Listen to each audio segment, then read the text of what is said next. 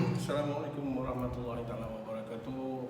Saya Abdul Rani daripada Sabit Archery. Okey.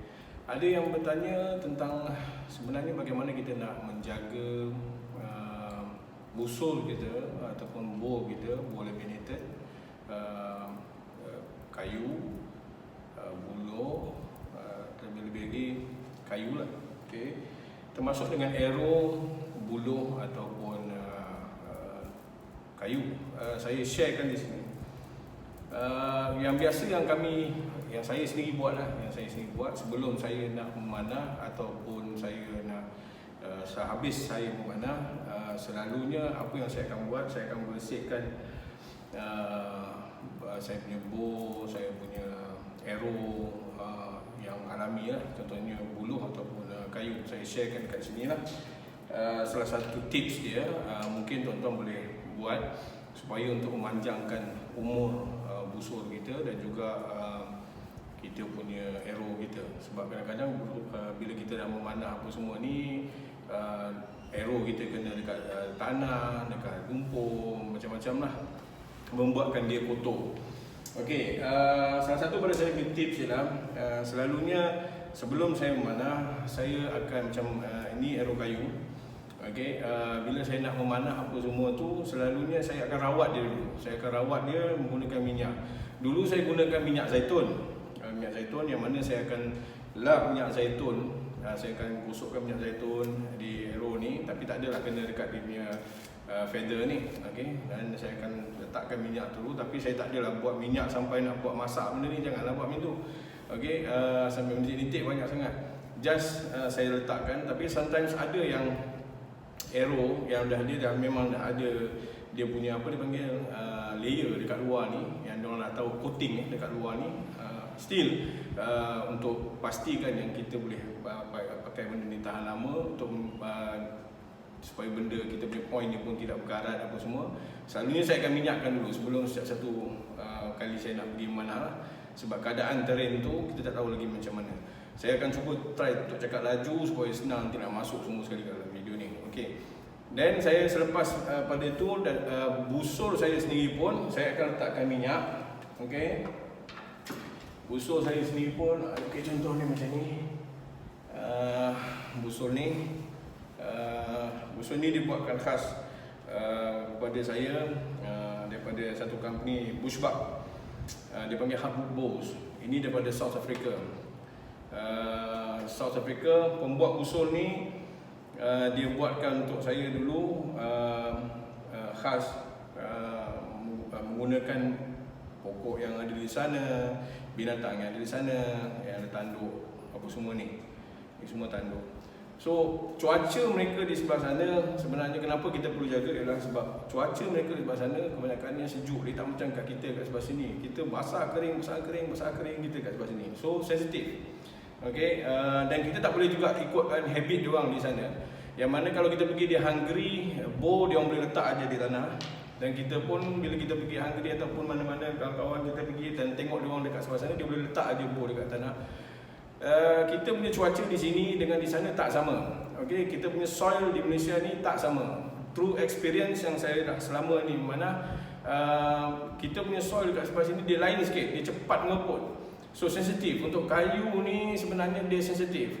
Sebaik-baiknya tolong jangan letak di tanah sewenang-wenangnya macam tu. Walaupun di sebelah sana buat, Hungary buat, di Turki buat, dia tak sama. Cuaca dia orang dekat sana kering, dia lain sikit pada kita.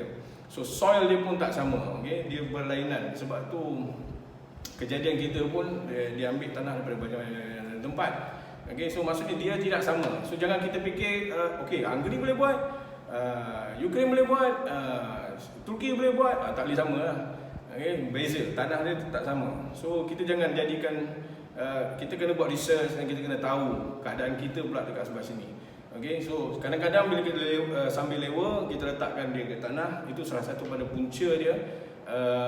Tanah itu akan melekat pada busur, kemudian dia akan menyebabkan lama-kelamaan busur itu sendiri akan crack, ataupun arrow kita akan crack. Tapi penjagaan yang paling penting ialah kita mesti nak kena letakkan treatment kepada bow ni. Dulu still saya menggunakan minyak zaitun. Tetapi masalah minyak zaitun ni pertama sekali dia mahal. Okey, kalau yang pure punya tu yang bukan untuk masak yang bukan untuk masak. Lepas tu bila kita pakai yang satu lagi jenis ni, kita boleh pakai untuk minyak rambut, kita boleh gunakan yang itu. So cuma dia mahal, agak masalah sikit lah. Lepas tu nak dapatkan dia yang betul-betul yang elok itu pun agak masalah sikit. So apa yang saya akan gunakan sekarang dengan bow ni, apabila saya sebelum memanah ataupun saya sudah habis memanah, saya akan letakkan minyak. Sekarang ni saya gunakan minyak ni. Apa nama ni? Pledge. Pledge.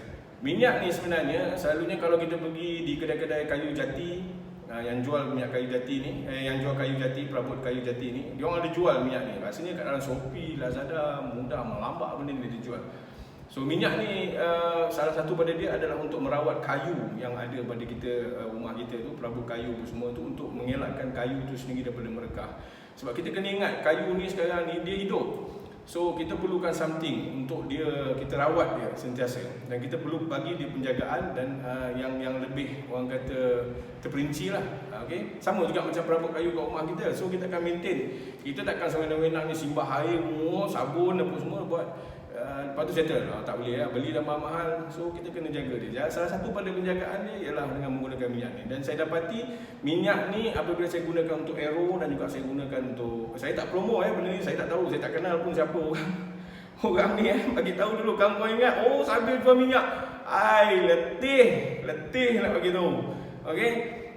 Sekarang ni minyak ni boleh didapati di mana-mana. Kemudian saya akan gunakan minyak ni. Okey, satu saya bagi tahu, minyak macam ni selalunya dia panas. Okey, minyak jenis perabot ni dia panas. So jangan letakkan lebih. Contoh dia macam kat mana kita punya joint. Jangan letakkan terlebih dekat joint-joint ni. Ini tempat glue. So minyak jenis macam ni dia akan absorb cepat dekat dalam ni. Lama kelamaan kalau kita gunakan banyak, dia akan masuk absorb. Kalau tidak nanti sekarang bila kita letak terlampau banyak dan kita biarkan dia absorb dekat dalam ni, dia akan menyebabkan lama-lama dia akan makan kita punya gum tu, kemudian dia akan terbuka dengan sendirinya. Okey. So pastikan hanya letakkan di sini, okey, bahagian sini, kemudian bahagian tepi sini. Okey, letakkan sikit dan pastikan lepas bila kita dah taruh minyak tu, mula-mula kita boleh lumur minyak tu, tak ada masalah, taruh banyak pun tak apa. Tetapi kemudian kita kena ambil kain dry cloth yang bukan damp tapi dry cloth, tak kisahlah tisu pun boleh. Kemudian kita kena lap dia. Pertama sekali kalau kita gunakan minyak ni, dia akan jadi cantik ni. Kayu ni akan jadi lagi cantik, dia akan lebih hidup, akan nampak. Tapi pastikan kita kena lap dan kita kena teliti dan kita kena tengok di mana-mana kita lap tu supaya jangan ada termasuk di antara in between tu. Okey, ini adalah the best way. Okey, the best way untuk kita jaga kita punya bow dan kita punya arrow. Okey, dan so far saya dah banyak koleksi. Ada juga koleksi yang dah jual. So far alhamdulillah, dan setiap kali saya jual saya punya koleksi ni, selalunya saya akan bagi tahu kepada yang pemakai tu to maintain, untuk jaga dia. Selalunya dia akan tahan, memang dia akan tahan, dan selalunya dia akan lebih kuat. Okey, sebab pertama sekali bila kita memanah panas, pertama sekali minyak tu akan protect supaya kayu tu tak kering. Okey. Lepas tu bila kita memanah pun semua tu, habis kita manah mungkin ada peluh kita ataupun something lah yang akan efek kepada bow tu bila kita pegang apa semua tu. Pertama sekali dia akan bantu bila kena kat sebelah situ, dan kita akan lap balik. Habis manah tu dah habis lah. Janganlah pula kejap-kejap kita ambil lap, kejap ambil lap, letih orang tengok kan apa hal Mamat ni. Jangan buat macam tu. Okey. So kita lap dan bersihkan dia, pastikan tidak ada residu ataupun apa-apa benda yang ada kat sebelah sini. Dan tali tak perlulah atau minyak tu, cuma kayu ni. Kayu ni perlu hidup dan dia masih lagi alive.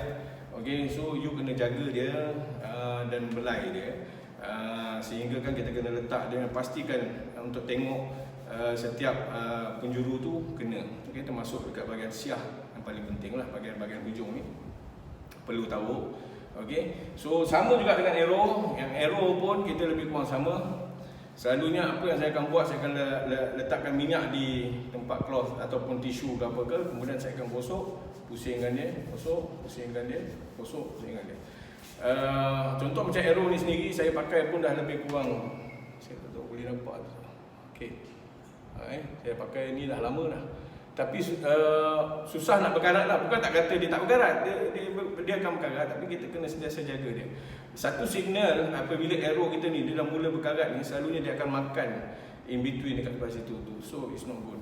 Okay, kalau kita nak long last, benda ni yang saya kongsikan sekarang ni ialah salah satu pada cara dia ialah dengan menggunakan minyak.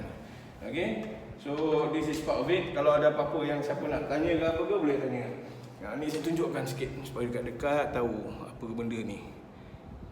Terbalik agaknya kot tulisan tu. Bantai je lah, kau cari benda ni. Okay, okay, harap video ni membantu untuk dapat kita maintain bow kita. Pastikan letakkan bow di kaki, jangan semena-mena ni kita letak di tanah.